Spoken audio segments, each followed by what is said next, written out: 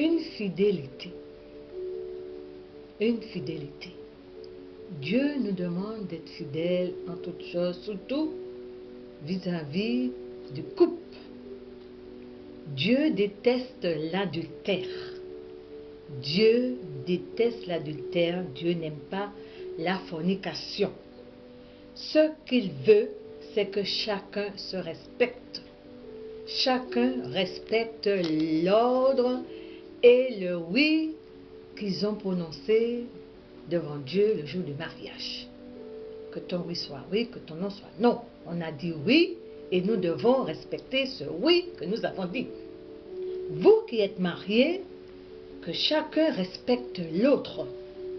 Respecte le corps de l'autre dans la sagesse et la propreté. Que chacun respecte le corps de son mari. Toi, mari, tu respectes le corps de ton épouse. Toi, épouse, tu respectes le corps de ton mari.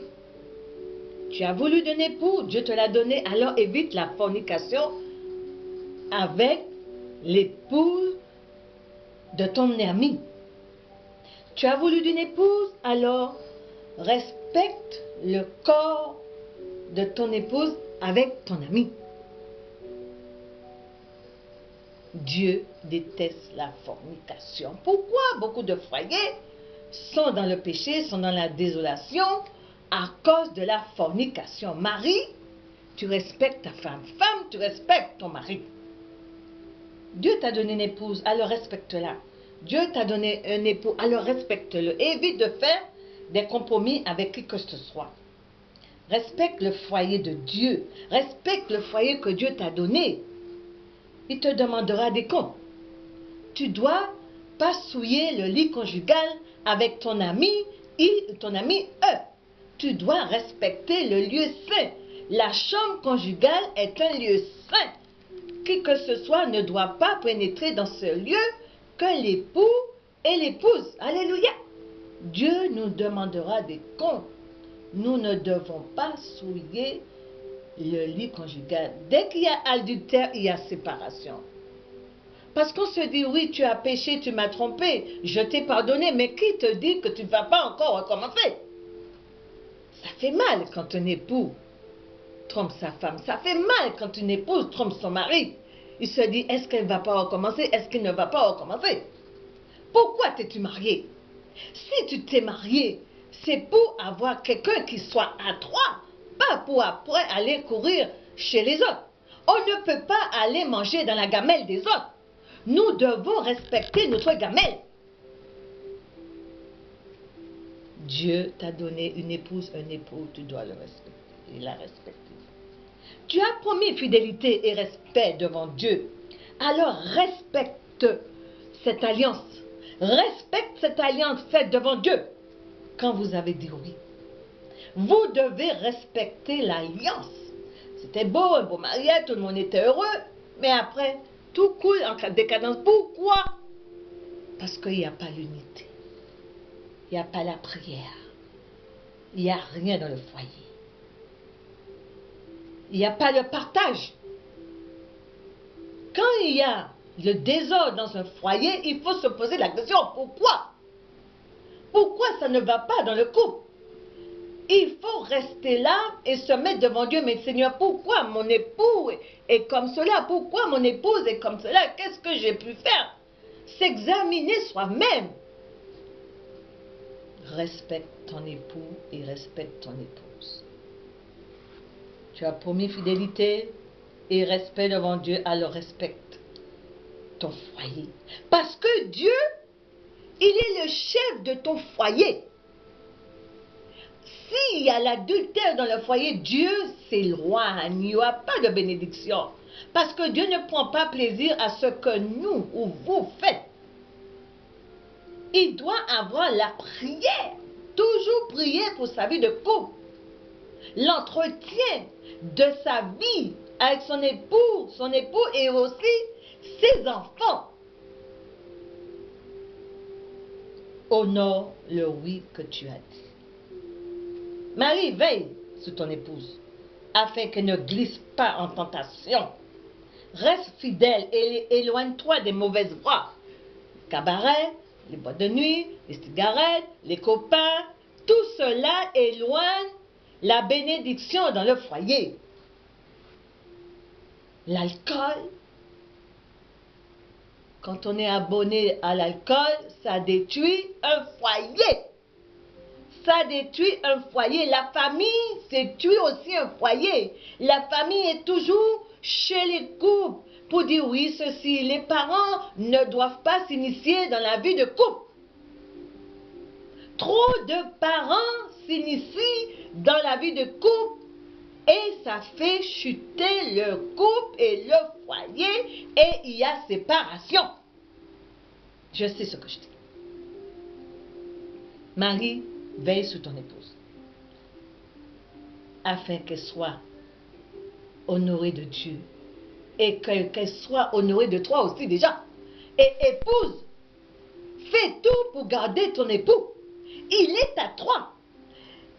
Il est à toi. Tu as prié, tu as jeûné pour avoir un époux. Dieu te l'a donné. Alors fais tout ton possible pour le garder. Époux, tu as prié, tu as jeûné pour avoir une épouse. Alors fais tout pour la garder. Parce que c'est là que tu laisses partir. Tu ne pourras pas trouver une autre comme elle. Si Dieu te l'a donné, si Dieu t'a montré, tiens, voilà ton époux, tiens, voilà ton épouse, pourquoi regarder en arrière? Ne mets pas la main en arrière. Regarde là-haut. Regarde à Jésus-Christ.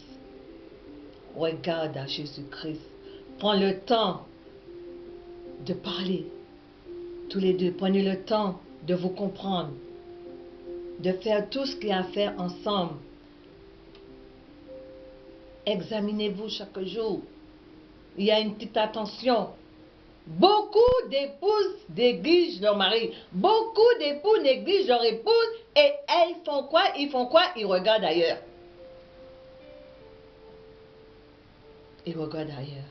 Quand les maris arrivent, le ménage n'est pas fait, rien n'est fait. Il n'y a pas de repas préparé. Si la femme est à la maison, elle doit s'occuper du mari, du repas. Tout doit être fait, le couvert doit être mis.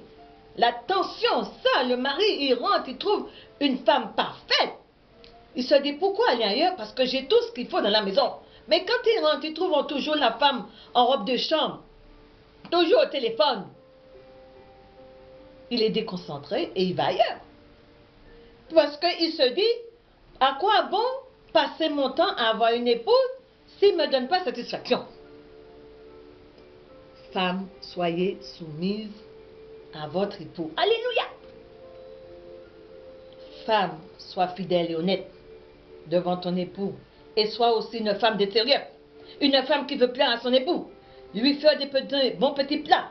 Lui être agréable. Et être aussi à son écoute. C'est pas facile des fois d'être à nous femmes, d'être à l'écoute de notre époux. C'est pas facile. Des fois le ton monte, on s'écoute pas, il y a toujours des disputes. Mais on ne s'occupe pas des disputes, on continue avec Christ.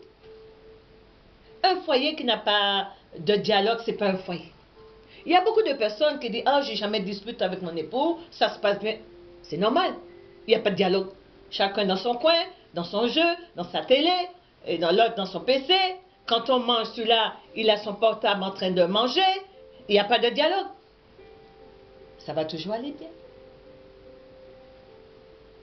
Dieu n'est pas dans ce genre de foyer. Dieu n'est pas dans ce genre de foyer. Dieu veut un foyer rempli d'amour et sa gloire. Dieu veut se manifester dans les foyers. Dieu veut l'unité dans le couple. Trop de mariages sont brisés. Trop de mariages sont brisés. Et le diable, il est content. Hein? Ne laissez pas le diable détruire votre foyer. Ne laissez pas le diable vous tourmenter. Ne laissez pas le diable vous chuchoter de n'importe quoi. Gardez les yeux fixés sur Jésus-Christ et mettez toujours votre vie de couple devant Dieu. Lui seul saura vous soutenir. S'il n'y a pas de prière dans le foyer, eh bien c'est déjà un foyer qui dégringole. Marie, prenez conscience. Femme, prenez conscience que Dieu sait et il voit tout. On ne peut pas tromper Dieu. On ne peut pas tromper Dieu. Dieu ne peut pas bénir un couple qui vit dans le péché. Dieu ne regarde pas un couple qui fait de n'importe quoi. Il ne suffit pas de dire oui, Dieu va pardonner. C'est pas facile. C'est pas comme ça. Ça se passe pas comme ça. Hein? On va pas aller forniquer ailleurs et puis dire Seigneur, Dieu connaît tout, il va pardonner. Ça se passe pas comme ça. Attention. Attention, on ne fait pas du n'importe quoi avec le corps de Dieu. On ne fait pas du n'importe quoi dans la maison de Dieu. Parce que Dieu vous s'occupera de vous qui mentez, qui vivez dans le mensonge. Vous qui allez travailler et qui dites à votre mari ou à votre époux, je vais rentrer tard parce que le chef m'a dit ceci, cela. Et pendant ce temps, vous vous trouvez dans un hôtel avec une fille ou avec un époux, l'époux de l'autre. Faites attention, Dieu vous voit. Votre femme ne vous voit pas, votre mari ne vous voit pas, mais Dieu vous voit. Attention! On ne se moque pas de Dieu. Ce qu'un homme a semé, il va le récolter plus tard. Parce que Dieu, il voit tout. Alors, à partir d'aujourd'hui, toi qui es dans la fornication, humilie-toi avec un cœur sincère. Humilie-toi et demande pardon à Dieu de ce que tu as trompé ta femme, de ce que toi tu as trompé ton mari. Pourquoi? Pour 10 minutes de son plaisir. C'est bien d'aller manger dans la gamelle de l'autre. Mais avant d'aller manger dans la gamelle de l'autre, nettoie ta gamelle. Nettoie ta gamelle. Trop de couples sont détruits.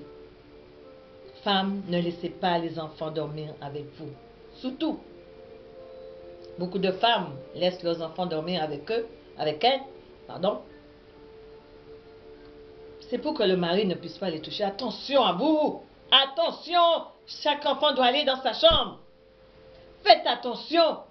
Ah, viens dormir avec maman ce soir. Comme ça, papa, il ne va pas me toucher. C'est facile. Satan, il est content. Il détruit le foyer.